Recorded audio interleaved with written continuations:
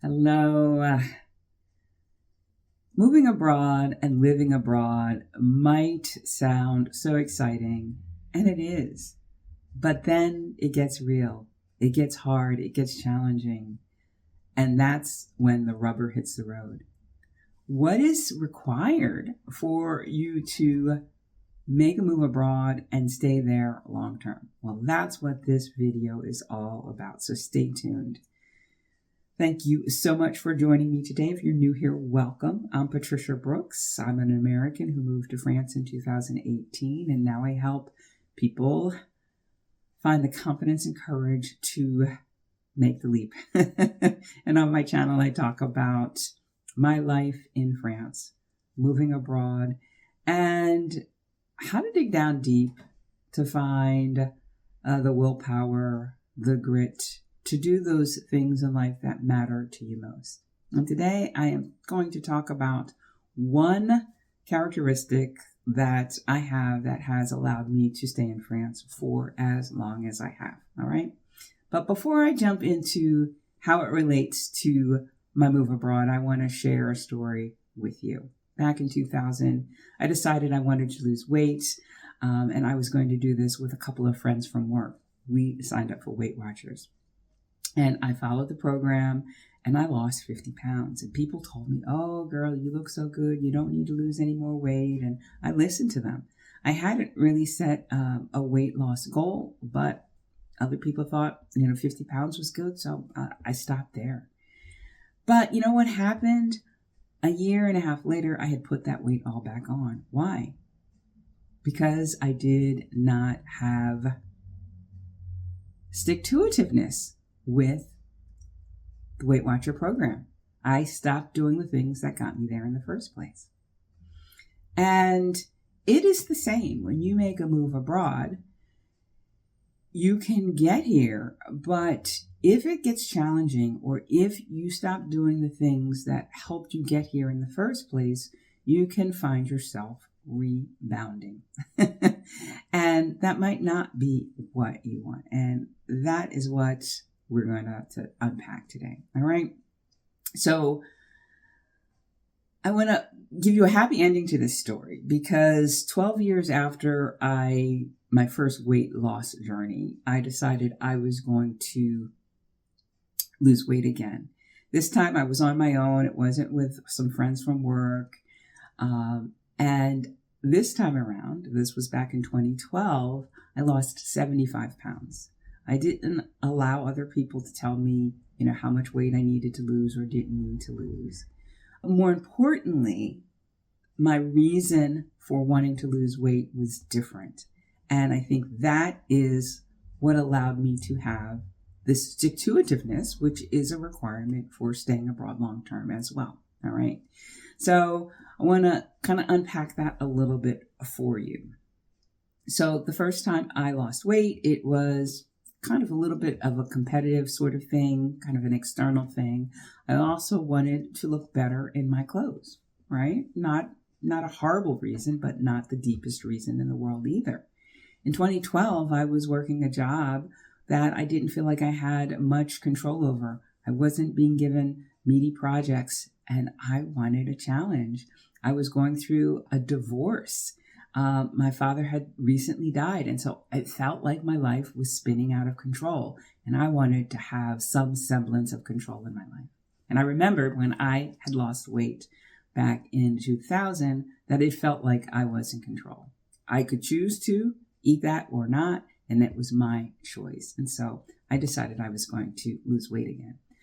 My reason behind losing weight the second time, or my why, was to have greater agency and control in my life. And that helped me to keep it off. So I've kept this weight off for almost 13 whole years. And that's because I didn't want to lose the control that I had gained by, following a plan and learning how to eat more healthily, right? That made all the difference in the world. Okay, so how does this all relate to moving abroad and staying abroad long term? Well, it has everything to do with it because this quality of stick-to-itiveness, as I call it, which is really perseverance or persistence, or staying power, which is the stamina to stay the course even when things get hard, really matter. Because you can have the dream of moving abroad, you can have the vision, you can know exactly how you want your life to look and feel like when you're living abroad. And then when you get here, it's slightly different. It's real life. It's harder. There are challenges with the language barrier. Things are done differently here. There's the feeling of isolation. There's the loneliness. You're missing your family and friends at home. There are all of these things that are coming at you. And if you don't have this perseverance or persistence, then you might not stay here long term. So having a deeper why that is not superficial, but speak to you and your core values is important. And without that, it is so much easier to throw up your hands and say, yeah, no, this is too hard. I think I'm just going to throw in the towel. Now, I do want to say one thing, that staying longer term is a function of a lot of things. Like if you don't have the finances to stay abroad long term, it's not going to work for you. But if you have the finances and you don't have the skills, the soft skills, such as perseverance, then you might not stay abroad long term, despite having the advantage of having enough money or a job or whatever that thing is that would allow you logistically to stay long term. All right. Now, I want to share with you that on April 25th, I am giving another Women Rising Roundtable, and it's all about becoming a global woman. Who do you need to become to move abroad and stay abroad long term? And if you're interested in that, I'm going to put a link in the description. Go ahead and click on that so you can get the details and sign up. Okay. Now, I want to talk about stick-to-itiveness a little bit deeper. It is a function of three things, and I've already spoken about your why and having the commitment to do the hard things and continue to do the hard things until it gets easier, right? Without that deeper why, it can be really challenging to stay the course. I think you also have to believe that it's possible for you to stay abroad long term. When I first moved to France, I didn't necessarily believe that. I thought maybe 2 years, I was living off of savings. I didn't have a plan on how I was going to earn money, wasn't old enough to retire. And so in my mind, I wanted it to be longer term, but I didn't necessarily believe that. And I think that was one of the things that caused me to not pursue my business sooner, right? There was this doubt that I wouldn't be successful with the business anyway. But once I started my business, and after that first full year, I gained a lot of belief.